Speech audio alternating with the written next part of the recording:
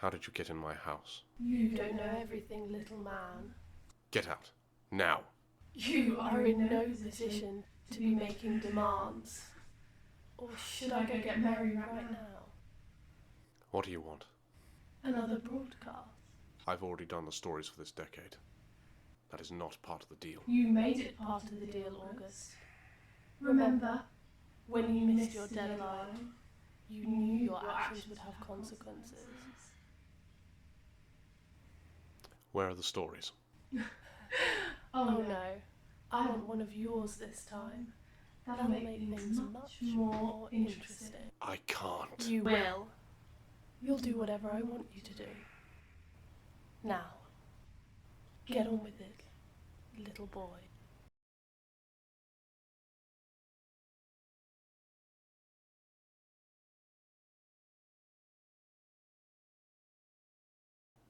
Good evening. I would advise all of you not to listen tonight. I understand that some of you feel you take every precaution. You light strong fires, perhaps you even employ the use of runes or talismans. But please, these will not help you tonight. You are all owed a reason, as truly the responsibility of your fate lies with me, lest I stop the broadcast right now, which I simply cannot do. Mary, who visited me during a previous broadcast, is my wife. Deceased. She passed away many, many years ago, and her soul is trapped in purgatory for reasons I do not know. I was approached by a demon, Erivolus. She has the power to drag Mary's soul to hell, should she choose to. As such, I am being blackmailed. For you see, the stories I have told you have not been works of fiction. They were all delivered to me by the demon to be read on these broadcasts to bathe your souls in evil. I cannot stress how sorry I am for this deception. If you followed my advice, your soul should still be pure and will not be damned once you pass on. However, tonight there will be no chance for cleansing, for this is a story from my past, many years ago, and as such, will be far more effective as a conduit for corruption. There is great torment, great betrayal, and great anger in the story I am about to impart. Please, my friends, do not listen further if you value your future. But I have no choice. I'm sorry, Mary. Tonight's story is titled The Sunken Wreck.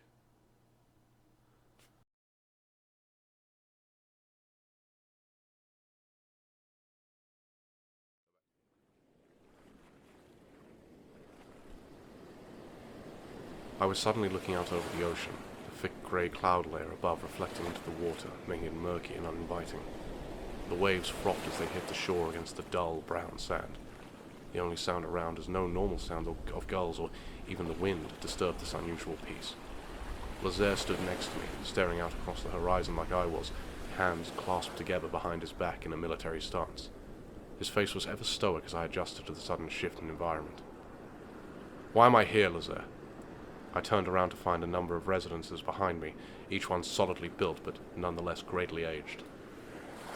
You are here because there is a dark presence in this place. Find it and destroy it.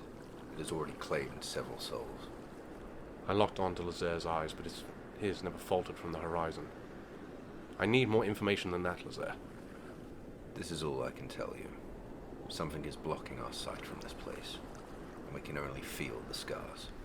I pondered on this. Very few things had that innate power. I do not appreciate being taken from my home suddenly at your whim. I'm not your errand boy, Lazare. Lazare turned and met my gaze.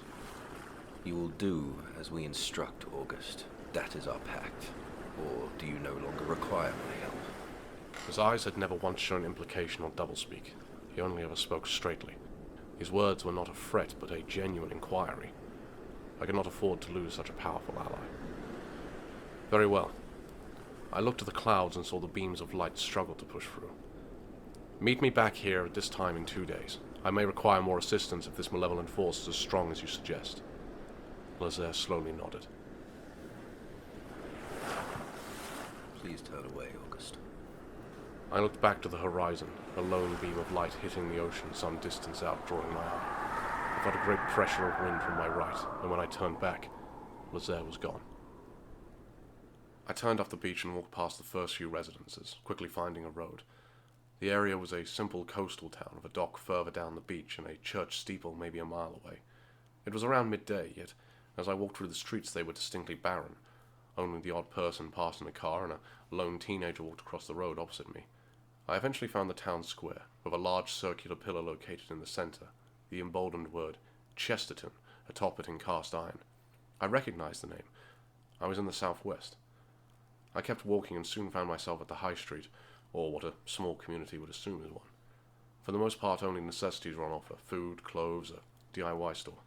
A funeral director struck me as rather lavish compared to the rest of the town's buildings.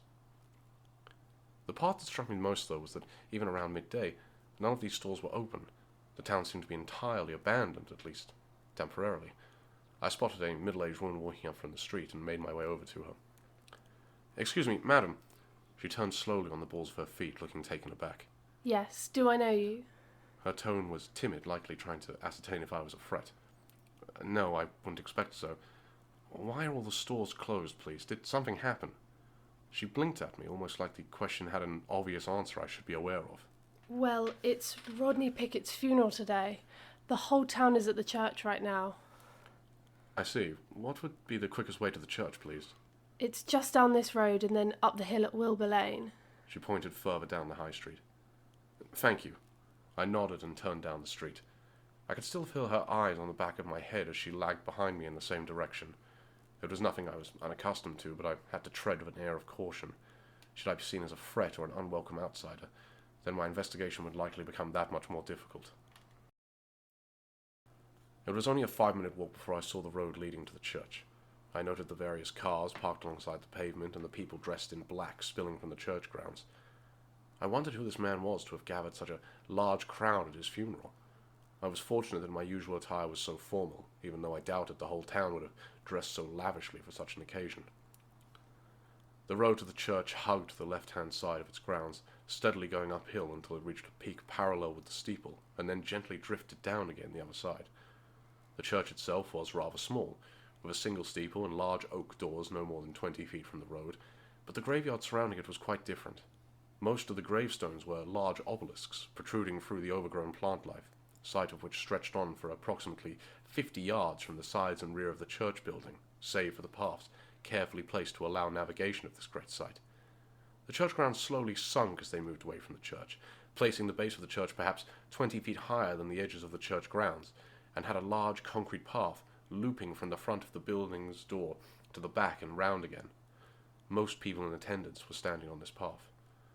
Most of the townsfolk were dressed in old suits and dresses with simple coats and hats on. No sign of unnecessary splendor or luxury was to be seen in this crowd. I moved into the mass of people and carefully navigated my way through them, gaining more than a few looks of curiosity mixed with contempt, no doubt because I was such an unfamiliar face. I found myself round the back of the church and able to hear the priest clearly, so positioned myself further up the hill to take in the entire crowd as I watched. The priest was in his later years, a rough, wrinkled face, but still with a full head of fine white hair and dignified yet soft features. His stance was upright and proud, wearing a white surplice over his black robes for the ceremony. He spoke clearly, but also with an air of dignity. And of course, many of you here were directly touched by Rodney's warmth and love.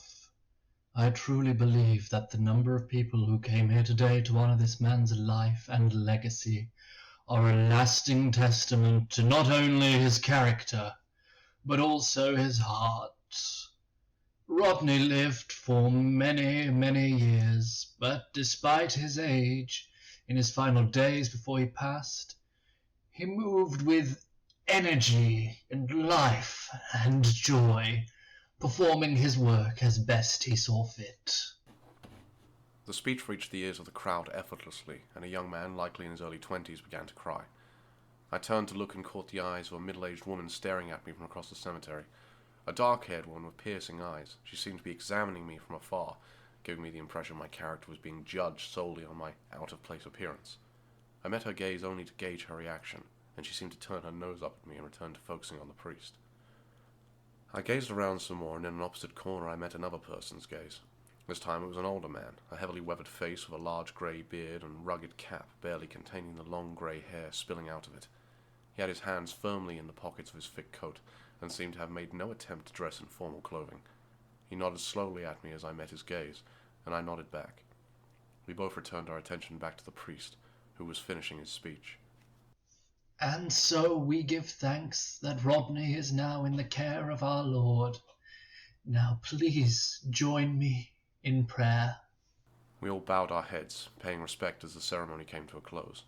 A chorus of amens broke out among the people, before hats were placed back on heads and coats pulled up, and people poured out of the church one by one. The woman staring at me walked over to me before I could think to even move. Good afternoon. I don't believe we've met. My name is Shannon, and you are? She thrust out an arm for a handshake, which I reluctantly took. The crowds of people leaving had slowed down to try and overhear our imminent conversation, no doubt just as curious but more subdued than this woman. August Reach. I shook her hand firmly. She let off a slim smile. Well, Mr. Reach, I haven't seen you around town before. Her grip eventually loosened, but not before I had to loosen mine. Yes, I'm an old friend of Rodney's. I've come to pay my respects. She seemed taken aback by the comment. Really? That's strange. Rodney never left the town much at all. I'm sure he'd have mentioned a man dressed as impeccably as yourself if he had become friends with you. The smile she wore strained against her features. I wondered the same about the town, actually, I replied. For a man with so many beloved people in his hometown, I would assume he would have mentioned it. I can only assume the people of the town loved him dearly. The smile nearly cracked, but Shannon maintained it barely. Oh, Mr. Reach, he was more than loved. He was the town's hero. Head of the town council, volunteered at the church and school, even did a stint of the boats many years back. Anything the people needed, he provided for. No concern was too small for his ears. She turned back to the grave as the priest headed inside the church. He was a truly great man. I find it hard to believe, She said as she turned back to me. that he wouldn't have mentioned Chesterton at all. I smiled back. It was many years ago that we met. Perhaps he did mention it, and my memory is foggy. I meant no disrespect to Rodney. Shannon pursed her lips for a moment. None taken, Mr. Reach. Are you staying in Chesterton long? I believe I will be, yes. I've travelled from quite far away, so I may as well relax in the town Rodney adored so much. It would allow me to pay the proper respects as well. That's marvellous. Do you have a place to stay? I run a B&B down by Endgate Lane. Can't miss the benches out the front. If you need a place to stay, we have a room. My smile was sincere this time. I did need a room to stay in. That would be marvellous, thank you. I will likely come by later. Fantastic. As long as it's not after 5, I'll already be on the couch with a cuppa. See you later. And you, thank you again. Shannon darted one final smile in my direction before walking off with the last of the crowd. I saw the priest walking back into the church and thought it would be best to have a chat with him before he disappeared. I could eliminate several possibilities with a simple conversation. He was just about to head inside the church as I caught up with him.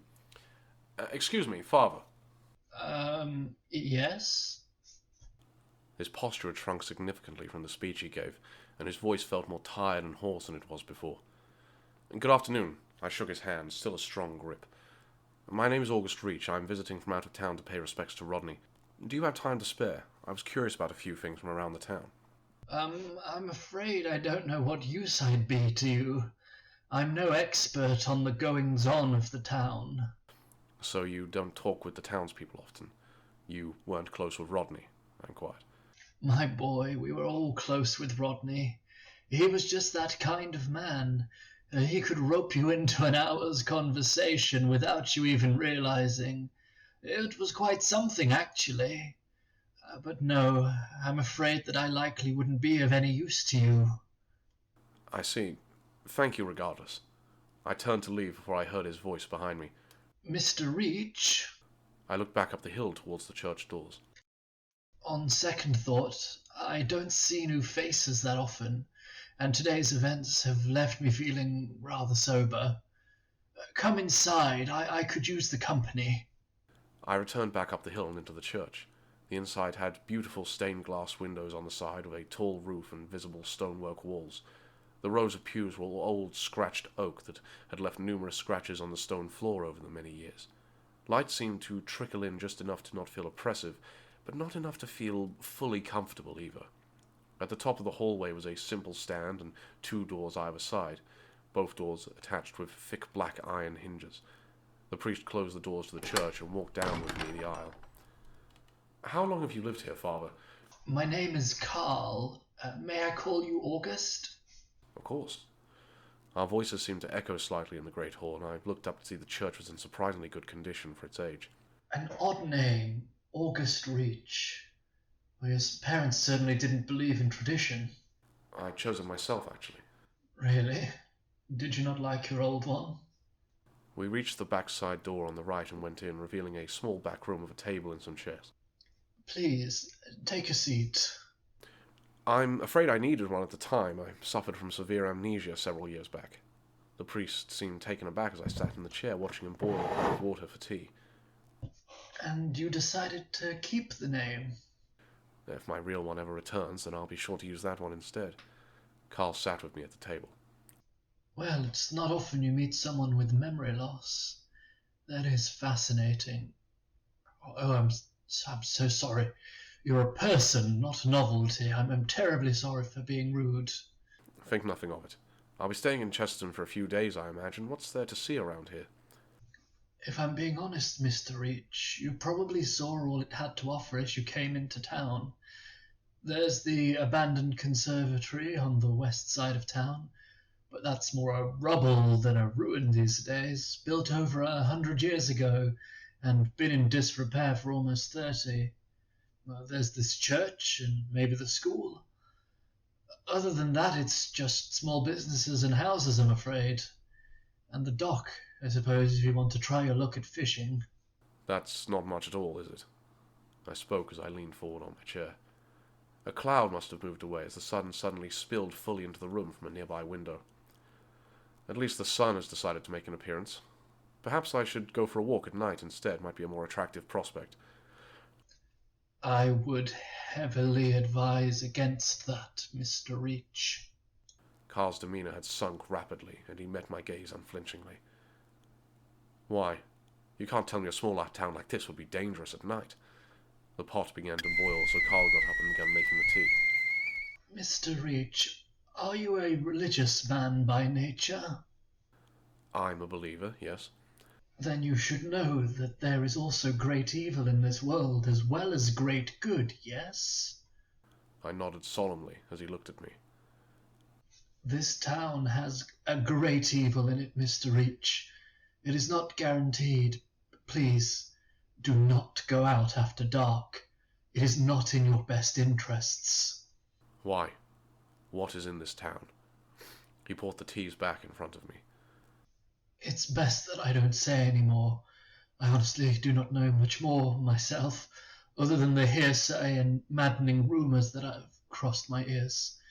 It is not my job to judge evil or vanquish it from this town. I can only offer safety and comfort for those afflicted by it. That is what I have done. It is what I intend to do. I drank my tea slowly, thinking carefully of my next question. Was Rodney taken by this great evil? No. Rodney passed away peacefully in his sleep. The ones who are taken by it are truly taken. They go missing, Mr. Reach. It used to be only 1 or 2 a decade, but now that Rodney has passed, 3 people have gone missing this month. The entire town is leaning on me to help, and I do not have the answers for them. Are you sure this is an unearthly force? Carl met my eyes again. I know the evil inside men, Mr. Reach.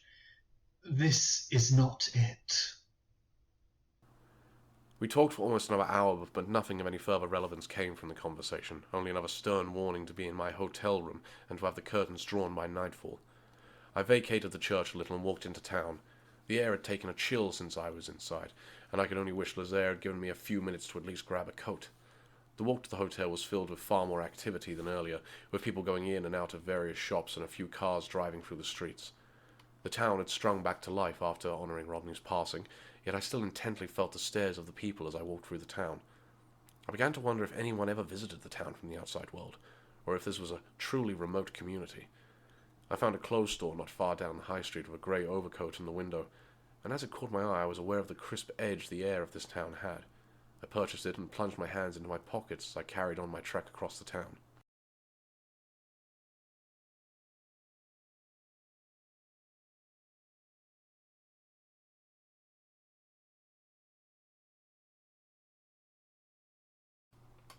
Lazaire, I need your help.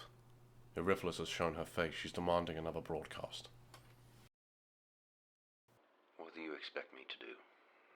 I need you to kill her. Then Mary will be safe. I cannot. Why? Demons and angels cannot summon into the same space, August. Our auras prevent it. It was instated as a ceasefire measure between realms. Even if you knew where she was, I would not be able to reach you in time before she sensed me. She has my wife, Lazaire. Are you strong enough to kill her? She's a lesser demon, August. It would be simple.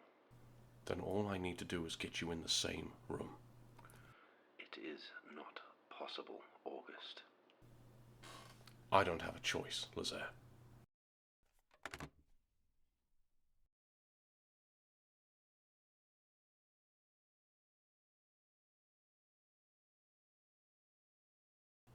I arrived at the hotel roughly a mile away from the church. Shannon was accurate in her description, with green benches and tables in a front garden enclosed by a lone stone wall and a low door entering the three-story building. As I entered, a small bell rang, alerting Shannon to my presence from our alcove straight ahead of me. She placed her pen down and shot me that same disarming smile. Mr. Reach, a pleasure to see you again so soon. How was your chat with Father Pierce? Quite enlightening. He told me some of the spots around town I might visit during my stay. Oh, like where? She now closed the book she was writing in, her hands moving swiftly to place it under the desk. He mentioned the old conservatory on the west side of town. I'm quite keen to go see it. Oh. Her voice had shifted down slightly. Do be careful over there. The thing's nearly falling apart. My niece had a huge shard of glass crash not 2 feet away from her one day when she was out with friends. She'd probably just tear the entire thing down if you ask me. Anyway, I assume you'd like a room for the night. Please, I won't require any breakfast in the morning. I can't charge you less for skipping breakfast, I'm afraid, but I'll be sure not to disturb you in the morning. That's perfectly fine, thank you. She scribbled away in a logbook, then handed me the pen to put down my signature, before handing me a keychain with 2 keys on it. The first is the key to your room, number 23. The second is to the front door. We lock up at 11 and open the door again at 7, so if you go out during that time, please do lock the door on your way out and your way in, though I doubt you're the kind to go wandering in the early morning hours. It was at this point she looked around me with puzzlement. Oh, do you not have a suitcase or anything with you? No, I often travel lightly. She scoffed slightly at that remark. A bit too lightly, if you ask me, but each to their own. Very well, just up the stairs and on your left. I nodded and made my way up the stairs. The building had an oppressive layout with narrow halls and old wallpaper, a cheap wooden door that opened into my room with a small ensuite bathroom, single bed neatly presented, and a desk side with a small lamp upon it. I turned on the lamp and laid upon the bed, ruminating on the day's events. The priest had warned me not to be out after dark, and the sun was quickly setting over the horizon through the window that gave me a view of the town as it gently climbed a hill to see the church above the other buildings a good distance away. From here I could see various alleyways and even some gardens of residents, but nothing stood out to my eye. I awoke on the bed after dark, hearing several sounds of crashing and noises from outside the hotel. It was faint, possibly the next street over, but I turned out the light of my lamp and stood in the darkness staring out my window. There were only a few street lamps illuminating the main road, with the alleys and gardens remaining in relative darkness. The noises were coming from a back alley, scrapings and moving of what seemed like brickwork and stone. I opened the window slowly and peered out into the night air. I could hone in on the sounds better now, and I saw vague movement. As I gazed into the darkness, suddenly whatever it was turned and stared at me. 2 bright circular lights were fixed on me. I quickly closed the window and shut the curtains, standing in my own room in pitch darkness. I had no choice. I had to get a better look at the entity to understand what I was dealing with. I quickly threw on my overcoat and made my way down the stairs as silently as possible, lest I wake up Shannon and invite unwanted questions. I reached the front door and gently unlocked it, before stepping through carefully and locking it again behind me. The night air was impossibly still.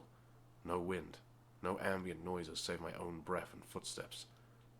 I could no longer hear the creature, but I remembered where the eyes were staring at me from, and began walking around the back of the hotel. I followed the road in front of the residents' houses until I reached the alleyway between 2 properties. I stood under the streetlight peering into the darkness, but the light above me made looking into the shadows of the alleyway pointless. I put a hand to the left wall and felt the brick as I stepped further away from the light. My eyes adjusted quickly, and I saw that the alleyway abruptly stopped and turned left onto the backs of several residents' gardens. I peered round the corner, and the entity was still there. With my eyes adjusted, I could make out the silhouette. Impossibly thin legs and arms that were almost nothing but bone emerged from a large, ragged cloak, with a hood draped over its head to conceal its face from view. The humanoid figure had both arms pressed against the wall, supporting itself as I heard its heavy, laboured breathing from around the corner. I couldn't discern its identity from appearance alone. It had a physical presence, so could not be a spirit. The proportions and stance were, however, human, so did not exhibit traits of demonic or pure paranormal entities. The creature suddenly snapped his head to look at me, piercing white light staring at me from the silhouette. It phased into the wall at an angle, and I ran back into the open street quickly enough to see it phase out of the brickwork where I had just stood. Don't move out of light. I turned around to see the same older man who nodded at me at the funeral from across the graveyard. I reflected on his words whilst I judged whether or not he was a threat. It can only move in the darkness, I whispered. Doesn't stop it. Just prefers to avoid it if it can. Who are you? He spoke plainly with a gravel to his voice. My name is August Reach. I was a friend of Rodney's from out of town. Are we safe here? The man moved closer and stood next to me under the streetlight. He'll go looking for easier prey now. Or as safe as can be. But don't lie to me. Why would I lie? Cut the crap. Rodney never made no friends out of town, and he certainly wouldn't have cared for a man like you. Now I'll ask again. Who are you? I straightened myself up. I've been asked to investigate the entity in this town. I believe I can help you rid of it, if I knew what it was. What is it? Can't get rid of it. Even Carl won't go out after dark, and if a priest won't deal with it, then it can't be dealt with. I can do more than priests. Now what is it? He looked me up and down, trying to gauge my worth. Is your real name August Reach? His voice had softened its aggressive edge, but still held that same gravelly nature. Yes. What's yours? Michael Peterson. Walk with me, August. We'll draw attention to ourselves, and if we stand here too long, we'll talk more at the beach. We walked for approximately 10 minutes before we passed the final houses and crossed the dunes onto the open beachfront. The moon was partially obscured, taking me several minutes to fully adjust my eyes to the dips and change the sandy terrain. Though through my vision I saw that Michael moved comfortably and eased through this darkened area. He had clearly walked these beaches many times at night. Once on the sand, he stood and turned back to me. We talk freely here. The creature never comes close to the ocean. What's going on in this town, Michael? Michael started walking and I followed. It started when I was a boy. Michael looked out towards the sea. There was an accident with a fishing boat a mile away from here in the fishing grounds. It sunk, taking the lives of 3 men. The town never found their bodies, and no one knew how the boat sank. It wasn't long after that the creature appeared. It took a woman. My mother. Michael let out a hard exhale before continuing. Both me and my family saw it happen. The creature grabbed her, and they were both gone. We tried to tell everyone, but the only person who believed us was Rodney. Why? Rodney was that kind of man. He tried to help everyone, convinced us not to go to the police, not to tell anyone, cause they'll think we're crazy and lock us up somewhere. Rodney told us that the fishing accident had awakened something in the ocean, something ancient. It claimed my mother to feed on her, but we could still save the people of the town. I looked out over the ocean. Ocean-dwelling paranormal entities rarely engrossed upon the land. Whatever this was, it was either entirely new to me, or something familiar that had its behavior altered somehow. How did Rodney know what the entity was? Were there any previous myths going around in the town? Michael stared at me. You saw the creature with your own eyes. How can you not believe? Belief and skepticism are two different things. I know there is an entity here, I sensed its intent to harm, and I know it to be a threat. I'm only asking how Rodney knew of the entity. If he had diaries or books I could read, I may be able to help you. Rodney spent his entire life trying to fight this creature. Who are you to do any better? You a ghost hunter or something? God, no, nothing of the sort. Then what? Because right now I'm starting to think you're a con man. I adjusted my coat to shelter me more from the soft wind rolling in from the ocean. I am an expert on the paranormal and occult, and when required, intervene when human life is at risk. I don't fight evil, Michael. I don't have that kind of power. I just help if I can. My purpose here, first and foremost, is to identify the entity. I don't know if I, or for that matter any mortal man, actually has the power to stop it. Maybe Rodney realized that was impossible before he died. But I need to be sure. I barely made out Michael's weak nod in the darkness before he carried on talking. I don't know how Rodney knew. All I know is when he performed the ritual, the creature attacks stopped. One every 10 years until he died. That was the best he could do. What was this ritual? Were you a part of it? No, I never even saw it. After my mother was taken, I wanted nothing to do with it. My dad made sure I knew, so I'd be thankful to Rodney. Was your father involved in the rituals? Aye, he was. Along with a few others, but either I don't know who they were, they stopped, or they died. Carl even stopped doing it. Hearing that scared me. Man of the cloth shouldn't fear anything. Carl? Why was he involved in the ritual? Well, if I was appeasing evil, I'd want a holy man there as well. That's just me.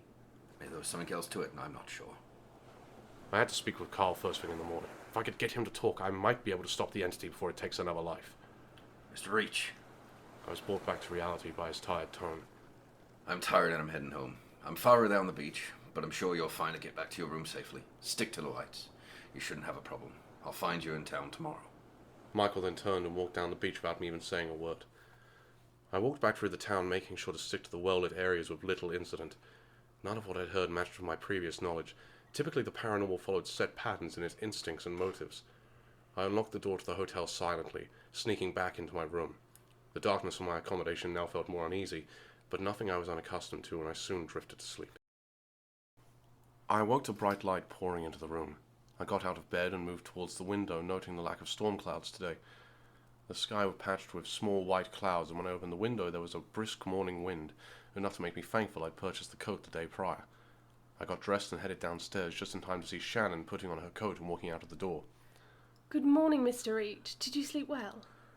I felt no probing implication to her question, so I could only assume she slept straight through the night.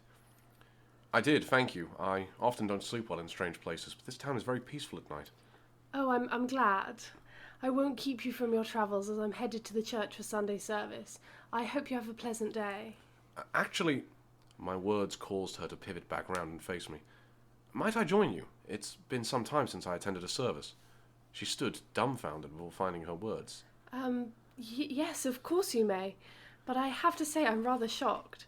I wasn't expecting a man such as yourself to be a believer. Yes, I've been a believer for many years now. I haven't practiced my faith quite as diligently as I should have, though.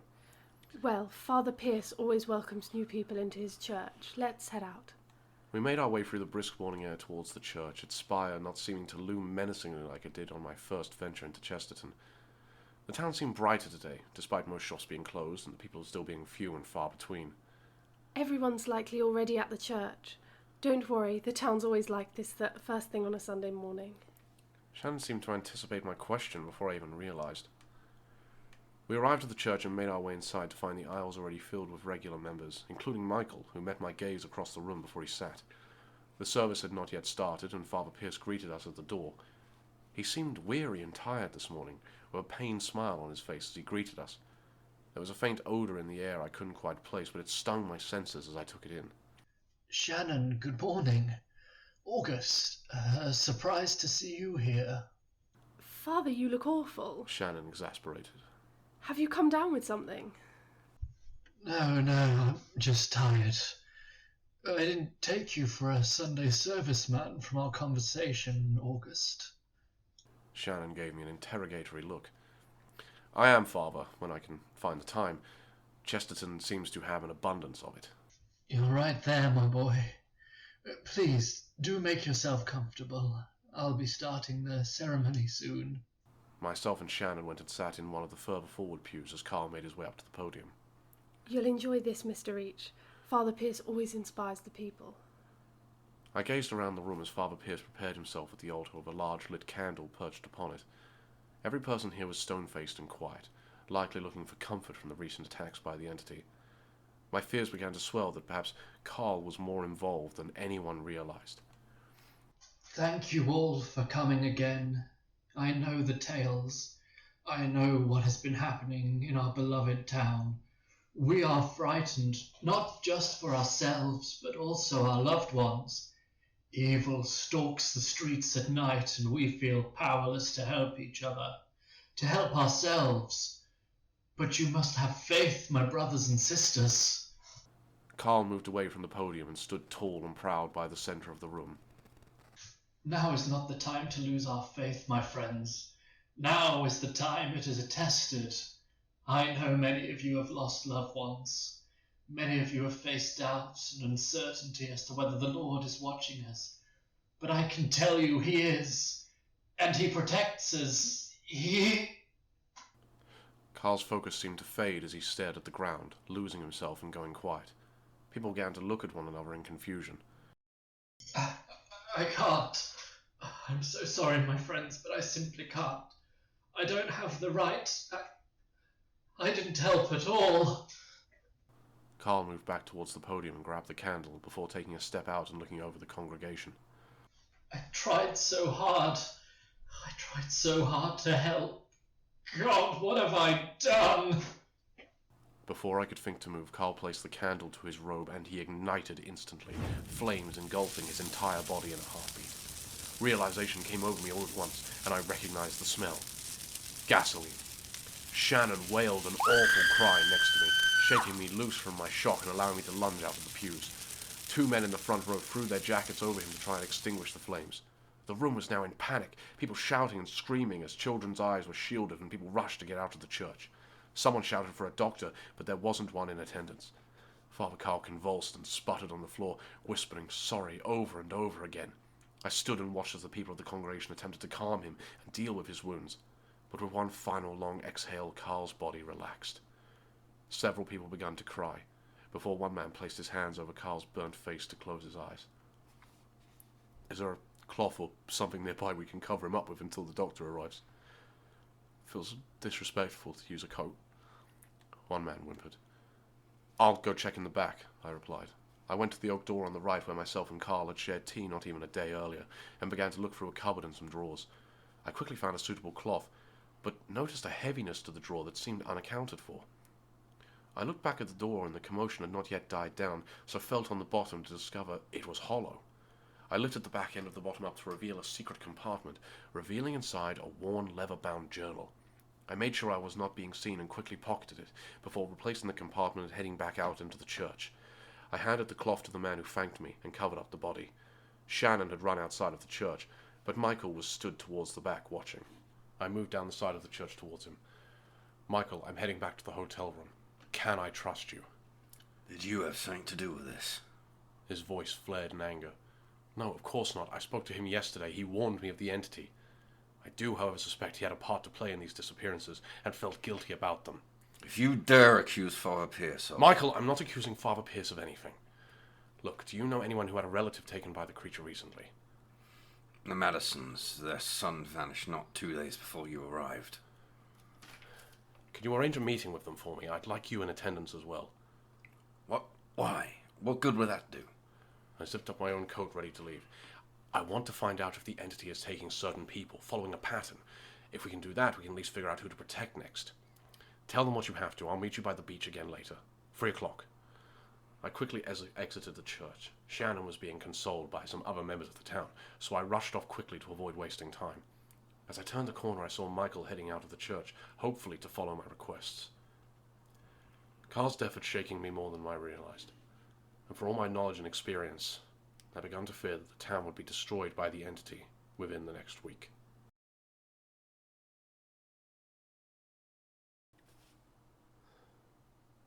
Wait. Wait, I understand now. I understand.